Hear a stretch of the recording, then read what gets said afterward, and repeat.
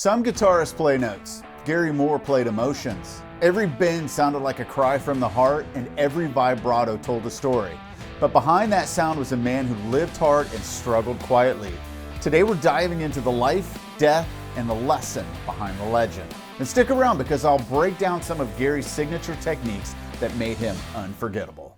Gary Moore was born in Belfast in 1952, right in the middle of political chaos. Music was his escape. By his teens, he was sneaking into Dublin clubs, guitar in hand, already playing with incredible emotion. Moore was heavily influenced by guys like Peter Green, Eric Clapton, and Rory Gallagher, and in the late 60s joined the band Skid Row, which is not to be confused with the 80s and early 90s metal band.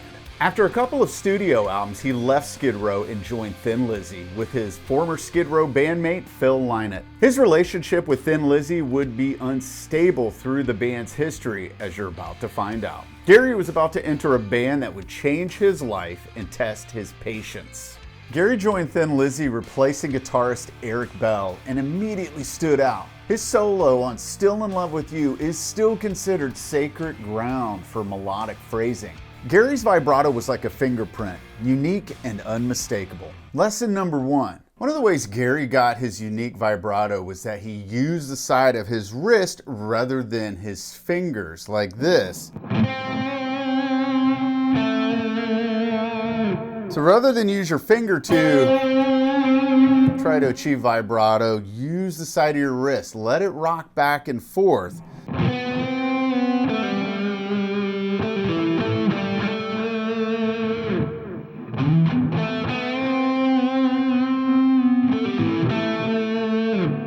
It's almost like you lock your fingers into a fixed position and let the wrist do the work. Even with all the success, Gary did not feel enough of a connection to make a commitment to Thin Lizzy. The drugs and the alcohol didn't help matters either. Throughout Thin Lizzy's run, Gary would find himself coming and going, never really feeling like he fit in. One evening in London, Gary was involved in a bar fight that left his face permanently scarred. A couple of guys were saying some pretty inappropriate things to Gary's girlfriend, and when Gary approached them, one smashed a bottle on the bar and hit Gary in the face with it. That event would forever change him. All that anger and emotion would pour out of his guitar every time he picked it up. Lesson number two that we can take from Gary Moore was don't be afraid to walk away from success if it doesn't fit who you are. Gary left Thin Lizzy multiple times chasing artistic truth over fame. Gary was searching for something that he couldn't find in an existing band and started his solo career. In 1979, he released what many consider to be his signature song, Parisienne Walkways. Listen to that melody. Not only does it paint a beautiful Parisian painting, but also has a distinct blues soul to it. Absolutely genius. Those bends, slow, vocal, and patient, sums up Gary's early voice. They have to be some of the most expressive bends in guitar history. You can't fake emotion. It wasn't just his note choices, but also the way he played the notes that you could tell that this was a man who was struggling with an internal conflict that would haunt him his entire life. But when the 80s came and the shred explosion hit, Gary proved that he could hang with anyone. Hell, even Ozzy Osbourne wanted him in his new solo project, but Gary declined the offer. The 1980s brought high-gain amps, neon lights, and guitar fireworks, and Gary Moore was right there in the mix. This era of Gary's life also showcased his singing abilities in addition to his unparalleled guitar work. But unlike many of the shredders of that decade, Gary's speed always had purpose. Every run, every bend meant something. Gary even criticized the Guitar Institute technology and Shrapnel Records for promoting such a degree of technical players that none of which seemed to have their own voice and all lacked any emotion in their playing. However, in the song Into the World, from his 1982 album Corridors of Power, Gary rips through a classically inspired solo that is very reminiscent of Randy Rhoads and even Yngwie Malmsteen.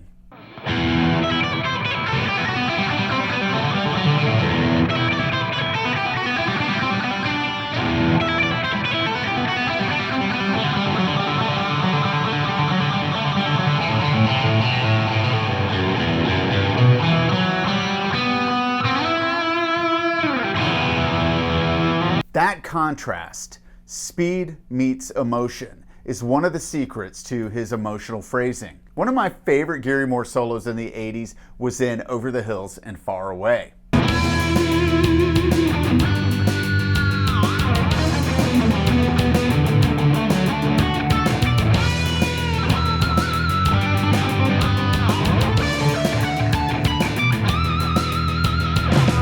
In this solo, Gary was able to capture the 80s hard rock vibe with an Irish twist and was very proficient with a whammy bar. Gary Moore lesson number 3, speed is only impressive when it serves emotion.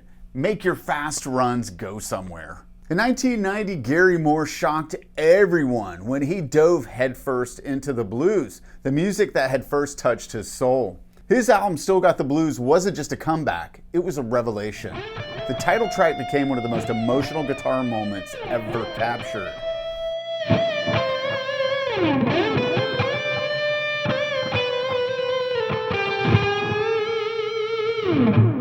Listen to that opening lick. Gary's half-step bend into that high F, sustaining it until it almost breaks your heart.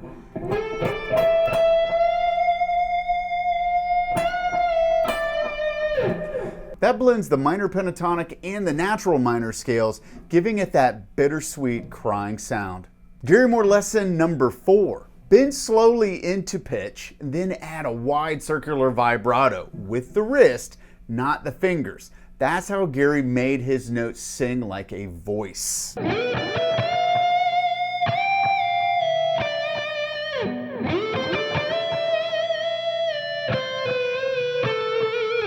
So how can we play like Gary Moore? Lesson number 5. Gary was a master of his use of half-step bends with vibrato.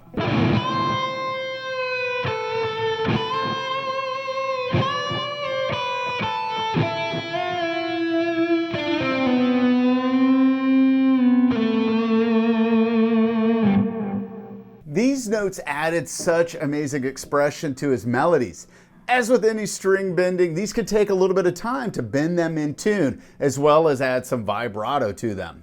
Lesson number 6. Another one of his signature approaches was the use of the natural minor scale. Gary didn't only rely on minor pentatonic and blues scale. The natural minor scale adds 2 additional notes to the basic minor pentatonic box, but adds an extra element of melodic opportunity.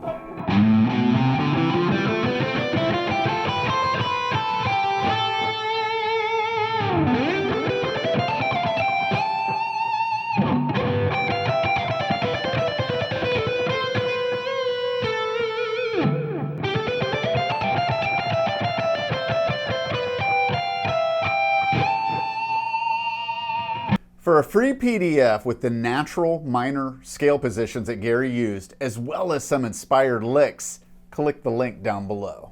Reinvention takes courage. Sometimes the boldest move isn't what's chasing popular, it's returning to what made you fall in love with music in the first place. But behind the beautiful music was a man wrestling with perfectionism, solitude, and the impossible search for peace through sound. Gary wasn't the wild rock star type. He was quiet, thoughtful, and brutally hard on himself. Friends said he'd belittle his playing after shows or listening to older recordings of himself. Gary's perfectionism could be exhausting, but it's also what made his music timeless. He wasn't trying to impress anyone, he was trying to express everything. I think we all have experienced that feeling of dissatisfaction with our playing, but with Gary, it was a demon eating at his soul. His playing teaches us control isn't just technical, it's emotional. Perfection isn't about flawless execution, it's about complete honesty. And honesty is what makes the end of his story so heartbreaking. In 2011, while on vacation in Spain, Gary Moore passed away in his sleep from heart failure. He was only 58.